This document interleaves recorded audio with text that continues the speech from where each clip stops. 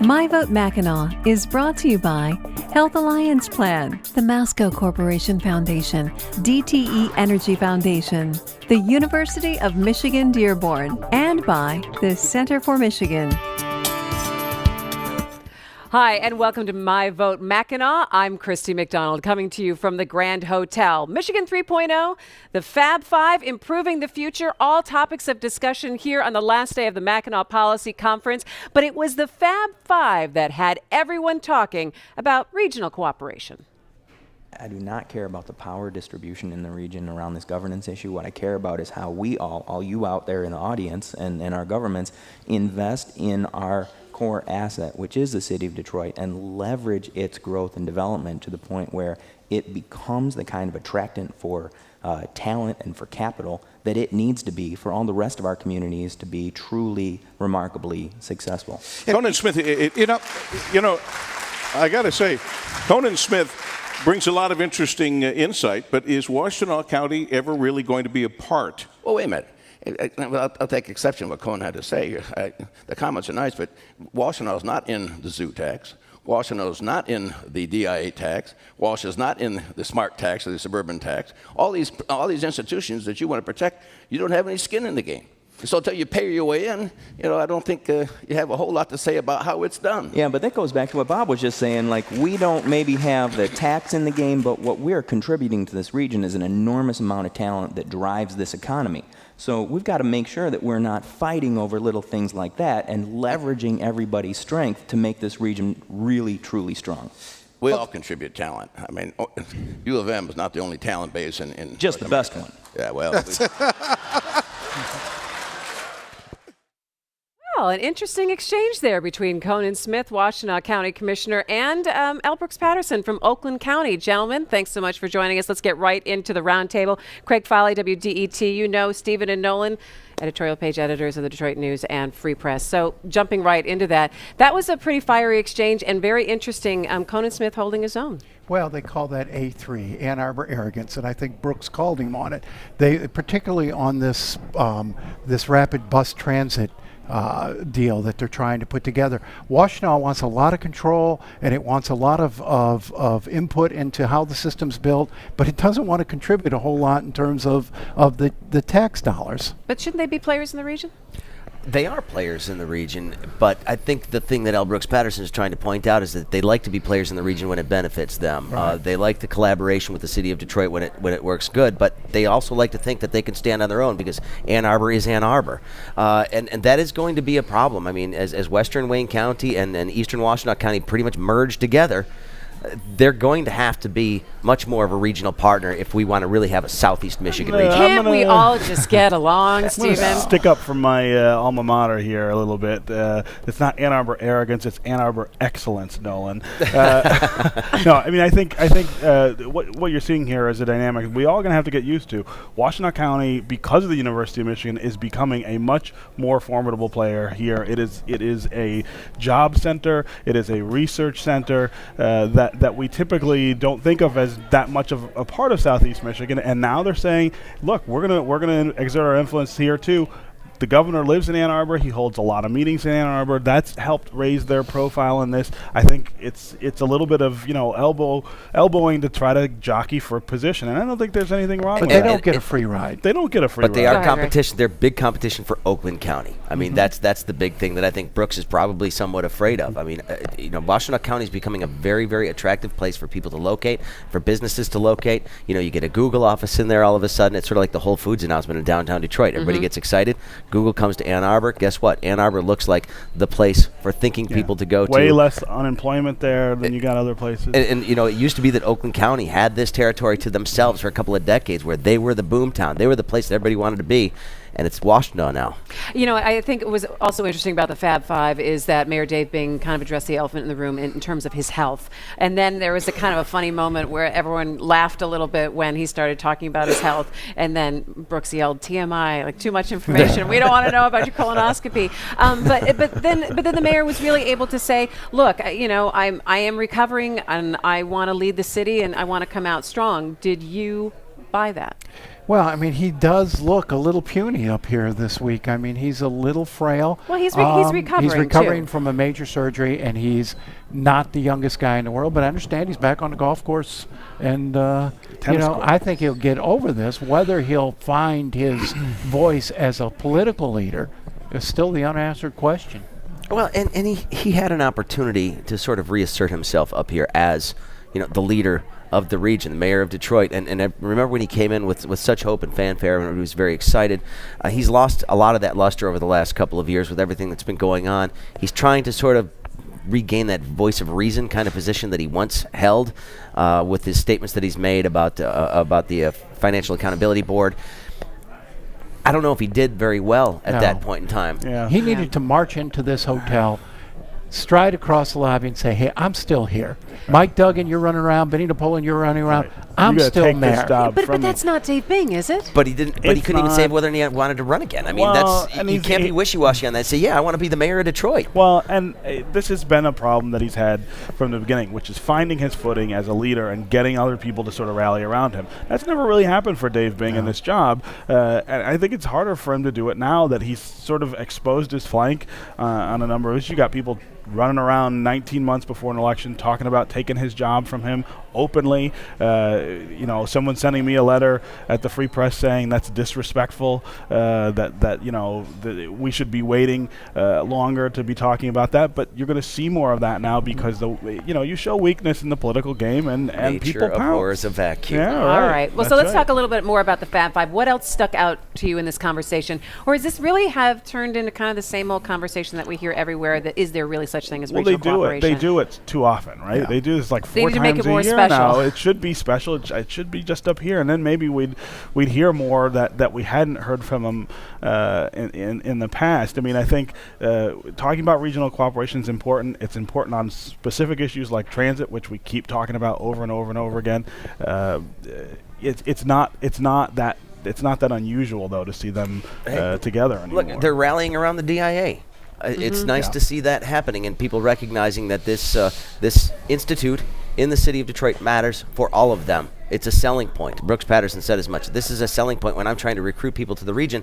It's a start. Right. I look really quick at the dynamics and kind of the personalities involved too. When you do have Conan Smith on the end, and then you have L. Brooks Patterson on the far side, and it almost kind of demonstrates the range that, you know, Conan could he be an up and coming young leader that we're going to see more of in perhaps a different role somewhere along the line? He's far too unlikable. I think the guy He's that far you- too unlikable. Okay, I think you might have people watch- disagree with you then. Well, they're free to, but you know, he's just far too detached from, you know, the rest of Michigan, if you will. The guy to watch is Mark Hackel. Every time these guys On the appear on Democratic side. stage, Mark Hackel gains a bit of stature. Tackle for governor in a couple of years? Probably. It looked Probably entirely possible, and Brooks took a nice little swipe at the new Hackle campaign, Macomb your home? the Macomb campaign, Yeah. Make Macomb your home. Yeah. We all saw his face on the billboard on the way up here, right? Yeah. In In Sheboygan. Pellston, in In Pellston, that's Yeah. Right exactly there where with it was. Seashell City. Exactly. Is that Exactly. mystery spot? All right. Well, okay. Let's come out of the Fab Five. A lot of conversation this week, so let's go ahead and take a look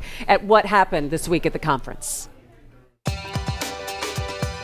As you go around, do not make this a nice event.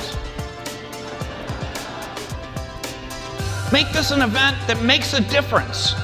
That energy and desire to make things happen now could also be seen in the governor's closing remarks.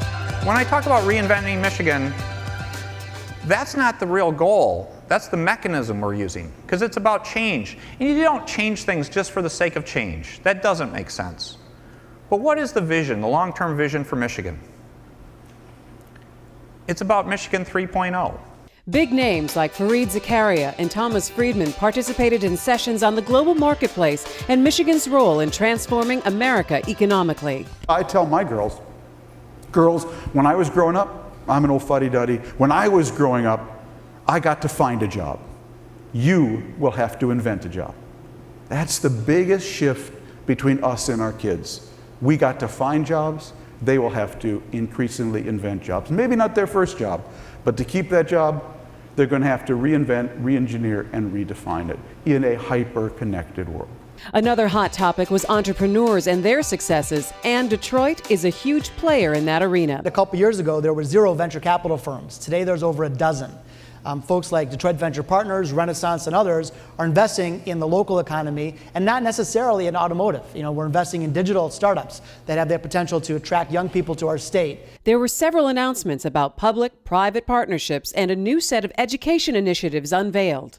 These tools will allow parents to make apples-to-apples comparisons when choosing a school for their children. Parents and policymakers will easily be able to tell which schools are making the mark and which schools are not. DPS will take the bold actions necessary to make these decisions as easy as possible for all the parents in the greater Detroit area. How do we figure out how to have quality right from the start and reduce any situation where a child will not be developmentally on track? So all of those things coming together, it's like we have this incredible opportunity to redo this so that children actually reach their potential. Mayor Bing and City Council made a deal as well. Today, I am pleased to announce that my administration fundamentally agrees with City Council's recommendation for the 2012-2013 budget. I'd like to thank City Council for its input in helping to advance my administration's fiscal stability plan. And the conference in pictures. Julie Stewart from Making Ideas Visible created a unique and permanent picture detailing the themes and ideas from the conference. All in all, a huge opportunity for people who care about the state to come together and talk about the way to a brighter future. All right, so we've taken a look at some of the other headlines that came out of the conference this week, and obviously Detroit was a major focus. But let's talk about what else stood out. What other conversations did you guys have? Maybe not here on the set, but in the hallway that you thought were interesting. Well, I think we have to remember that the theme of the conference was explored in very great detail, and that's innovation and entrepreneurship. Okay. And you had a lot of people all week long talking about small ideas, middle-sized ideas, big ideas for bringing jobs, bringing growth, bringing development to Michigan. Beyond manufacturing, beyond the auto industry, there is a lot of brain power now engaged on behalf of reviving this state. That panel that they had on Tuesday with Josh Linkner and the woman Angel Gambino, I think I'm getting her name right. From The Sopranos. Who I did not, you said that, not me. I had not heard of her before, and I had not heard about what she was doing. I mean, there was, and I think a lot of people in the state were not aware of the kind of energy that people like her who are operating, on a small level but having a big impact are doing in Detroit. And what was interesting to me about this conference too is the fact that the legislators weren't here. That means a lot of the lobbyists weren't here as well. And just seeing business people get a chance to talk to each other. I'm getting to know a lot of these people as well up here. It was a different vibe this time around.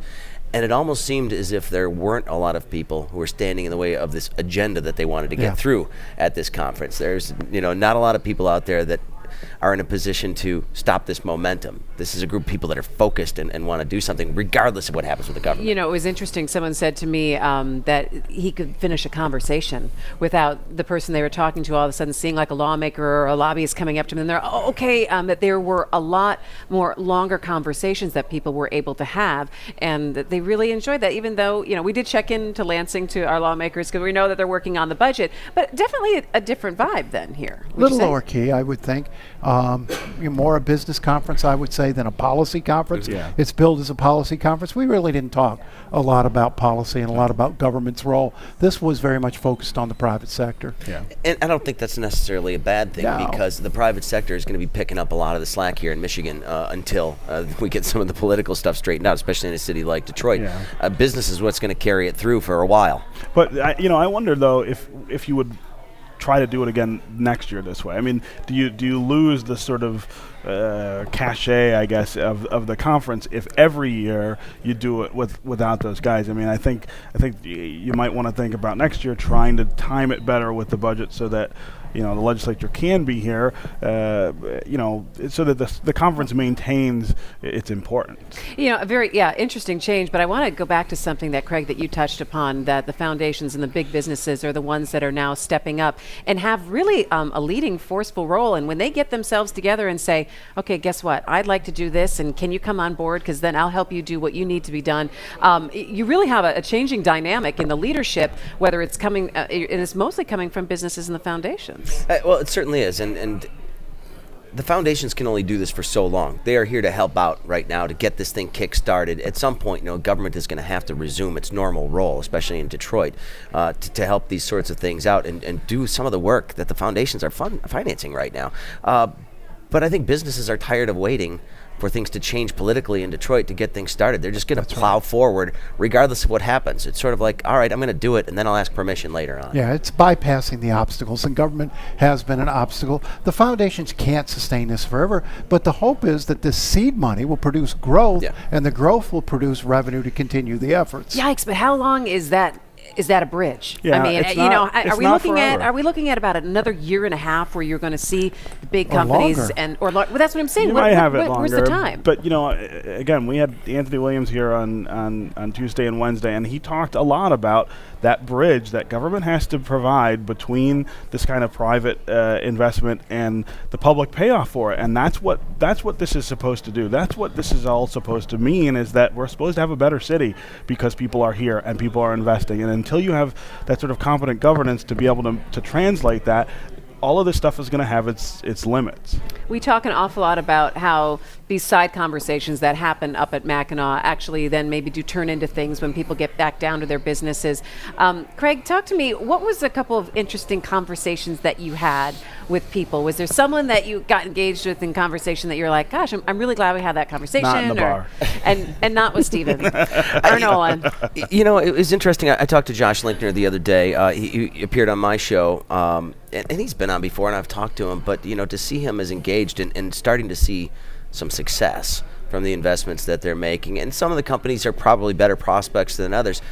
But I mean, there's a lot of work that went in this, a lot of initial investment. There's a lot of fear that goes along there, but you're starting to see some confidence in him. And when you listen to him talking about some of the projects they've bankrolled and feeling that this stuff is getting ready to take off, they're seeing a payoff. So I just got a feeling of optimism that hasn't really existed in a long time. And again, it's free of any sort of policy that needs to make it happen.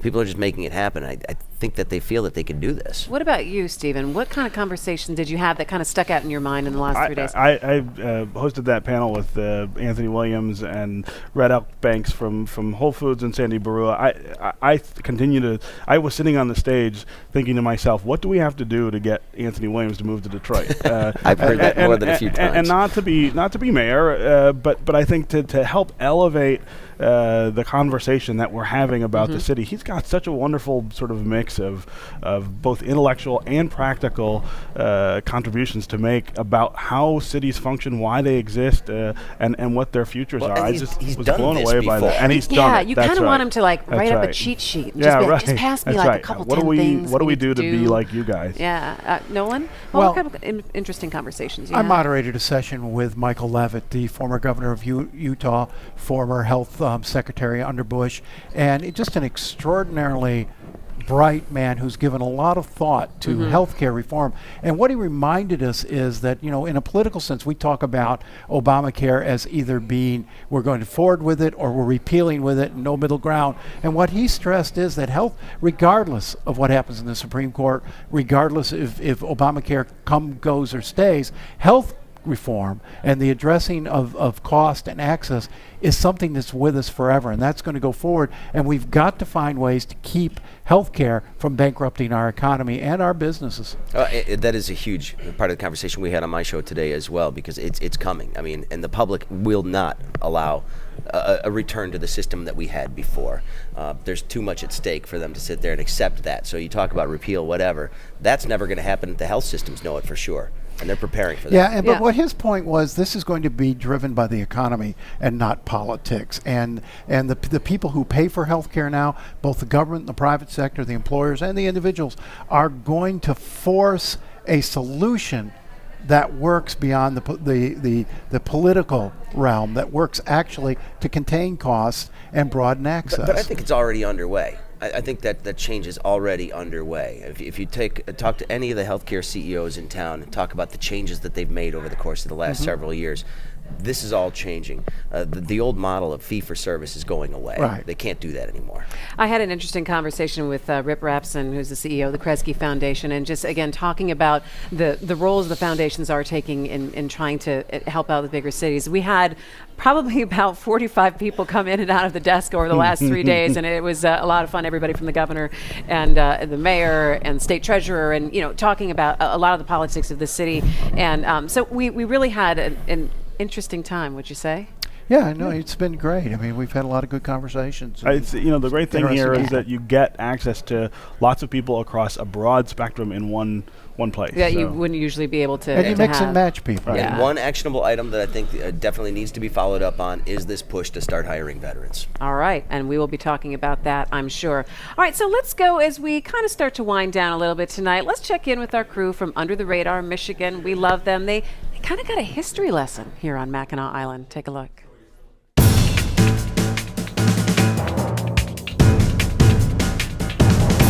Hey everybody, it's Tom Dalton from Under the Radar, Michigan. I'm still here at the Policy Conference, and I'm with my new best friend, Bob Taggets. He's like the ultimate historian on the Grand Hotel. And Bob, don't tell Christy, but we stole her desk. We're using it, but I'm sure she won't mind. Anyway, what's some of the most under-the-radar type things about this hotel that you might be able to share with people? I think probably the rarity of this building and structure in itself. At the turn of the century in 1904, there was 1,200 large wood frame hotels in the United States. Of the 1,200 that existed, there's 12 left, and that's pretty rare. What's something else that might be very unusual about the hotel? Well, probably the reason of our survival is we've been able to adapt and thrive and evolve, and we've done that because of the care of one family. We're associated with the same family since 1919. We've been owned solely by the same family since 1933. Our chairman's been here 61 years this year. How many rooms in this hotel? We originally opened up with 200 guest rooms. We have 385 rooms today, and every single room is decorated differently. There are no two the same. Yeah, last year I tried to count off this front porch. Is it really the longest front porch in the world? Well, it all depends on your criteria. For a turn-of-the-century wood frame vernacular hotel that's open seasonally, it's the longest front porch. We're 660 feet long. You want to know I have no life? Here you go. There's 100 rocking chairs out there. There's 260 planting boxes. We just planted 1,400 geraniums, and there's 7 tons of potting soil. How's that for under the radar? This guy knows everything about this hotel. You know what? I might just come and get a room here. Let's do it. Wow, we really want to thank the guys from Under the Radar, Michigan. They do a fantastic job and always add a little bit of fun to our shows every year on Mackinac. All right, so, we can't leave Mackinac Island without tasting fudge from every store. And we want to say a special thank you to Heather on our Detroit Public TV staff for going out downtown, getting all the fudge. She set it up on all the tables. So go ahead and take a look if you get that old wide shot of every fudge maker that you have here. So what have you had so far? Craig, what'd you eat? I've got some sort of marble caramel thing going on over here. So pass that plate to that's me. nasty. Right. Blueberry's nasty. Fruit and chocolate do not belong All together. right, here, try this one. Pass that down. Nolan has never been shy about telling us exactly how he feels. I've got a dark chocolate with peanuts from, oh golly, This Joanne's. is from Murray. The Murray apparently makes their own. I Raspberry. am So not we a have blueberry fudge and we have caramel. Are you guys, Oh. what is This that? actually works. What is that? Raspberry. Pass it down. Fruit and chocolate does not work. Yes, it What does. is usually your There's favorite no real flavor of fudge? raspberries Don't in you it, usually Stephen. load Don't up be with fudge afraid. before you leave the island? I am not a big fudge advocate. Well, here, is there peanut butter it's right there? okay. Bring Peanut butter was bring that okay. down here. It I wasn't got dark horrible. chocolate with peanuts. No nut There orange you go. juice here, though, okay? What? This is good. very good. Yeah, I'm sure I told you everyone the at home is raspberry like, works. The raspberry is wait, from, why I can't we get in can't on read it this there. taste testing? Well, we want to say thanks to all the fudge makers here in Mackinac Island. It's just delicious.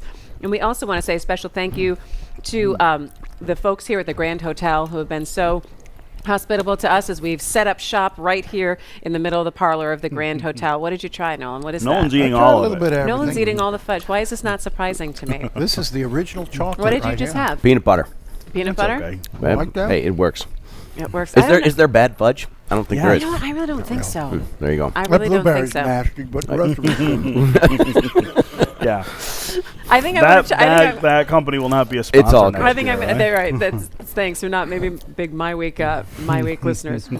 All right, and we also want to say, as we wrap everything up from Mackinac Island, Craig, thanks so much for joining us from WDET Monday through Friday, 10 a.m. to noon. That's right. We love it. We love to listen to it also. Stephen and Nolan, thanks so much. It's always fun to go on the road together, right, and hang out. Notice they're not saying, yep, Christy. They're just kind of slowly nodding. We don't want to hang out with you any longer, right? Bob Hope, Bing Crosby, and who's the the road to Mackinac, right? Is that it? We should have rehearsed that one. We should have rehearsed that one. I just kind of shake my head. I also want to say thank you Dorothy Lamore. to our entire Detroit Public Television staff for being here, for setting everything up, and for making everything go so smoothly. We so appreciate all of your hard work, and we appreciate you watching at home. Thanks so much for watching Mackinac Tonight. So from all of us at Detroit Public TV, from Mackinac Island, I'm Christy McDonald. See you next year.